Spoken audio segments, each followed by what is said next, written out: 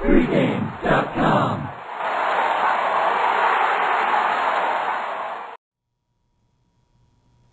Bengals +3 at Titans. Sunday NFL. Marco, this is your best bet. Who do you like and why? I like the Tennessee Titans here, RJ, and this is a situation, it's going to be pure and simple. I think the Tennessee Titans are undervalued right now, and I think the Bengals are overvalued. The Bengals have won 4 in a row. Guarantee, that's great. But let's look further into those 4 wins. Their first win was Buffalo, and that's their signature win on the season. But they beat Buffalo the week after Buffalo beat New England. That was a tear the goalpost type game. They were ripe for the picking, and they only beat them by 3 in that game. It was a 23-20 game. They won it at the end. So after that, they beat Jacksonville, Indianapolis, and Seattle. That says it all there. Those are not great teams. And last week's score was very misleading. Okay, so I think that we can all agree the fact that Cincinnati isn't as good as their record. Mm-hmm. Now, let's look at Tennessee. Where's the signature wins for Tennessee? Well, the signature win for Tennessee is Baltimore, and it was the second week of the season, and there's the big asterisk. So let's read the schedule real quick. They beat Baltimore 26-13. They beat Cleveland. Then they beat Indianapolis last week, and they beat a Denver team. All right, so Cleveland, Indianapolis, Denver, all bottom 6 or 7 teams. Go ahead. And the Baltimore one, the reason there's the asterisk to that game is they caught Baltimore the week after Baltimore beat Pittsburgh to open the season. All right, so continue on. Well, those are their 4 wins. And they lost to? They lost to Jacksonville on the road, the first game of the season, and then they got beat by Pittsburgh in Pittsburgh, which Pittsburgh was coming off a bad performance. We don't have to over-dig into the game. They got blown out by Pittsburgh. Go ahead. And then they got blown out to Houston, and that's where I think the people now have forgotten about Tennessee because the 2 good teams they played, they got the doors blown off. But I don't put Cincinnati in that category. And last week, as bad as Seattle is, would you be shocked if I told you Seattle threw for 350 yards on Cincinnati last week? I got to tell you, in the NFL, I don't get too into the stats. It's just there's 16 games. There's not enough. The stats guys don't have enough, really, samples, in my opinion, to be as good as they are in the NBA or Major League Baseball when there's a lot, or college basketball even, when there's almost 40 games eventually. So is this just a pure value play for you? You just think, because I tell you right now, if this line was 2.5, I would see your point. All right, people are buying into Cincinnati, but A, they're a little fraudulent. I'm going to almost just pick the winner. But at 3, it's saying these are even teams. So you're saying you look at that schedule and think that Tennessee's the better team. Well, I do, and this is a team that Tennessee, at the beginning of the season, remember, new quarterback, lockout, you got to come in and learn the system. So Andy Dalton, same thing for Andy Dalton. Both teams are They call him the Red Rocket. They call him the Red Rocket. They're both overachieving, and I think Cincinnati is overachieving more because we made such a big deal about the Carson Palmer, him refusing to play, and it got more attention. And so let's drill down. You think Tennessee is the better team. Why? I'm not impressed with what Cincinnati's. I think there was such a stigma on Cincinnati at the beginning of the season that's why they've covered all these spreads, because they had inflated lines. People took them for granted. They played a softer schedule against teams, like I said. But like we said, if you compare the win, I guess the only thing we can do is say, to me, there's a A-B here. If the Baltimore win, because that's the thing.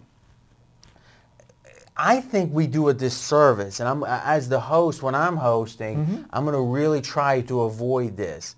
Is if, like you said, well, Pittsburgh this is my dumb guy voice, Pittsburgh was off a bad loss, so they blew out Tennessee. Okay, maybe that motivational factor was what, a point? When you were doing your handicap for that game, you might have said, well, typically I would make it X, but I'm going to make it X plus 1 because I think Pittsburgh's going to be particularly at a high pitch this game.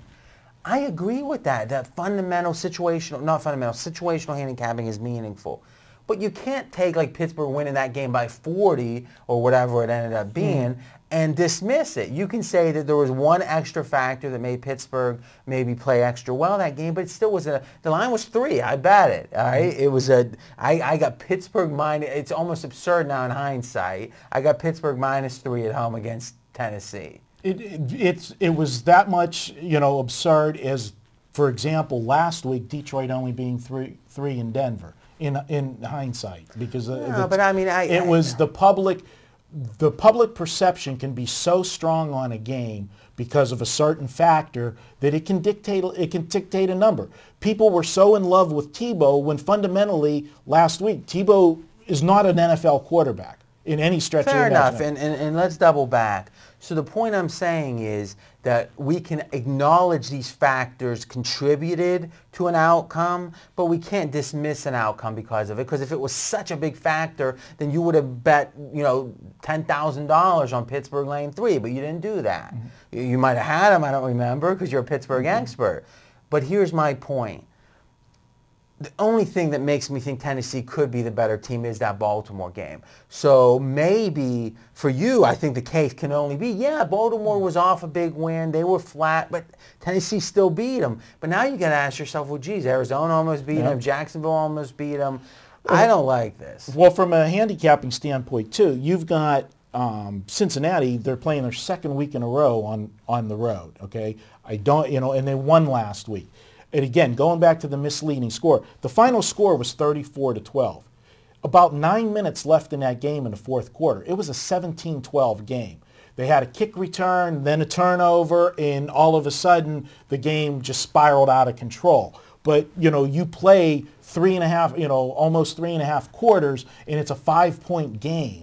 I think people are only going to look, and I can guarantee you there weren't a lot of people watching Cincinnati and Seattle last week. And I guess this is just where our approaches differ, and with you with now 32 years of experience and been winning pretty much consistently for that time, it's hard to knock your approach. To me, what you sound like is someone who started that maybe, not what you sound like, but the same type of thinking. Is if someone said, I'm betting the Patriots this week. And it's like, why? And it's like, Tom Brady's great. God, I should see the passes he throws. And it'd be like, okay, what I would say if I was at like my uncle's house and a cousin was saying, I like the Patriots. You're a sports bettor. I'd say, yeah, but is that built into the line? But in a way, it's the opposite in your case. You're saying, well, Cincinnati really didn't blow out Seattle. But my question is a blowout built into the line? It seems like that the line knows that Cincinnati's kind of fraudulent. So how can you gain value going contrary to something if it's not being stated? Again, if this line's 2.5, I'm with you. I just can you really say that Tennessee is clearly better? Because to get off of 3, you got to think this line should be 3.5. You don't like 3 unless you think it should be 3.5, right? If this line was 3.5, you'd say, all right, that makes sense because I think that, remember, 3's worth 23 cents. So that's a huge move going off of 3. I just don't see it baked into the line. And another part, we talk about scheduling dynamics. This is going to be Cincinnati's 3rd road game in 4 weeks. Coming off a road win last week, playing on the road again, but they've got their season big game next week. They play the Pittsburgh Steelers and I think that's a good point. And that's a good point. All right, give us your projection. I've got Tennessee 24-13 as my best bet. We're 6-3 on the season. Hit 6 of the last 7. Let's keep it rolling. And to go a little longer term, you're 13-6 last year. So 19-9 on your best bets right here at pregame.tv. That's wonderful. And every time you give your best bet, you give a coupon, so hit it. All right, well, we're going with the Tennessee Titans, so the coupon is Titans10. Use that. Just put it in the shopping cart when you check out. You'll get $10 off. All one word? All one word, caps, and the number 10. And if it happens to be a $10 package, it's free. It's on him. All right, guys, you can get that at pregame.com and click buy picks. And again, $10 coupon, good through Monday. All right, guys, remember what we do now is we take all of our videos, put them in a thread in the forums, and all the participants will answer any and all questions that you have. You can go directly there every week, pregamevideos.com will send you directly to that thread. We'll talk to you there.